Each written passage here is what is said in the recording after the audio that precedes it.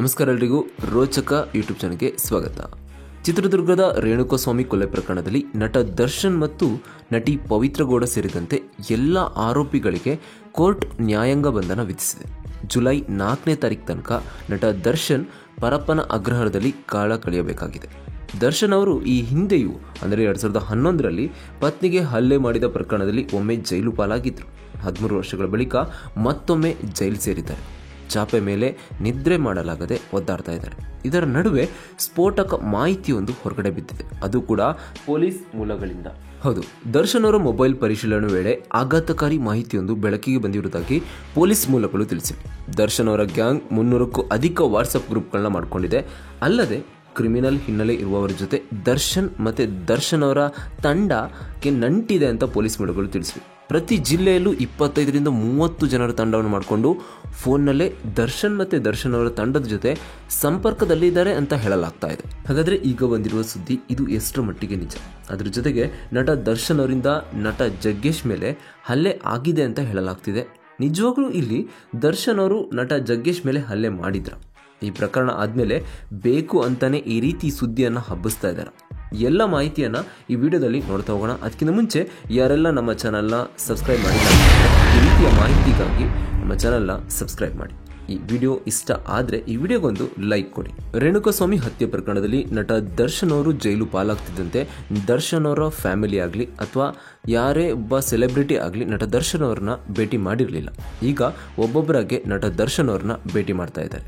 ದರ್ಶನ್ ಅವರ ಪತ್ನಿ ವಿಜಯಲಕ್ಷ್ಮಿ ಅವರು ಬೆಂಗಳೂರು ಹೊರವಲಯದ ಪರಪ್ಪನ ಅಗ್ರಹಾರ ಜೈಲಿಗೆ ಭೇಟಿ ಕೊಟ್ಟರು. ಇದೇ ವೇಳೆ ದರ್ಶನ್ ಭೇಟಿ ಮಾಡಿರುವ ವಿಜಯಲಕ್ಷ್ಮಿ ತನ್ನ ಪತಿಗೆ ಸಮಾಧಾನ ಕೂಡ ಮಾಡಿದ್ದಾರೆ. ಆದರೆ ಈ ವೇಳೆ ತನ್ನ ಮಗ ಮತ್ತು ಹೆಂಡತಿಯ ಮುಖ ನೋಡಿದಂಥ ದರ್ಶನ್ ಅವರು ಸ್ವಲ್ಪ ಭಾವುಕರಾದರು. ಆಗ ದರ್ಶನ್ ಅವರ ಪತ್ನಿ ವಿಜಯಲಕ್ಷ್ಮಿ ಸಮಾಧಾನ ಮಾಡಿದ್ದಾರೆ ಅಂತ ಹೇಳಲಾಗ್ತದೆ. ಜೊತೆಗೆ ಕೊಲೆ ಆರೋಪದಡಿ ಅರೆಸ್ಟ್ ಆಗಿರುವಂಥ ತನ್ನ ಪತಿ ದರ್ಶನ್ ರಕ್ಷಣೆಗೆ ವಿಜಯಲಕ್ಷ್ಮಿ ಅವರು ಕಾನೂನು ಹೋರಾಟ ಕೂಡ ಶುರು ಮಾಡಿದ್ದಾರೆ.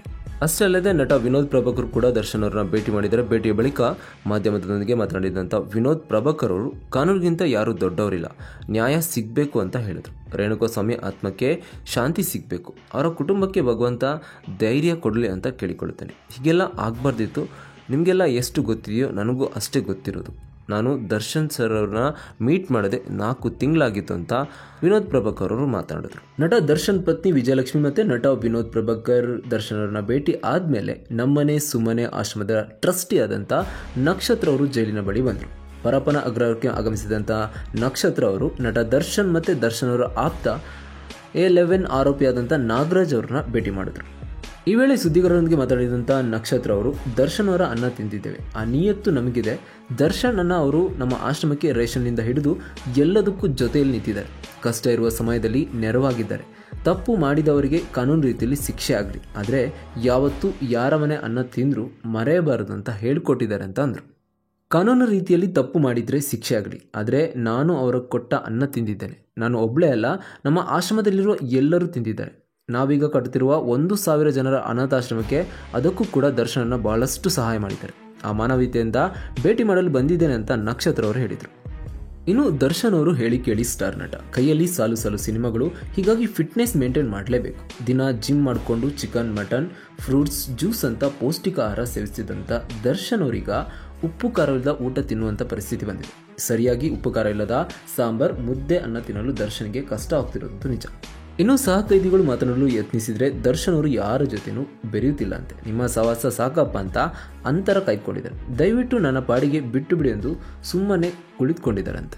ಇನ್ನು ದರ್ಶನ್ ಅವರ ಮೊಬೈಲ್ ಪರಿಶೀಲನೆ ಮಾಡಿದಾಗ ಆಘಾತಕಾರಿ ವಿಷಯವೊಂದು ಹೊರಗೆ ಬಂದಿದೆ ಅಂತ ಪೊಲೀಸ್ ಮೂಲಗಳು ತಿಳಿಸಿವೆ. ಅಂದರೆ ದರ್ಶನ್ ಅವರ ಗ್ಯಾಂಗ್ 300ಕ್ಕೂ ಅಧಿಕ ವಾಟ್ಸಪ್ ಗ್ರೂಪ್ಗಳನ್ನ ಮಾಡಿಕೊಂಡಿದೆ. ಅಷ್ಟೇ ಅಲ್ಲದೆ ಕ್ರಿಮಿನಲ್ ಹಿನ್ನೆಲೆ ಇರುವವರ ಜೊತೆಗೆ ದರ್ಶನ್ ಮತ್ತು ದರ್ಶನ್ ಅವರ ತಂಡಕ್ಕೆ ನಂಟಿದೆ ಅಂತ ಪೊಲೀಸ್ ಮೂಲಗಳು ತಿಳಿಸಿವೆ.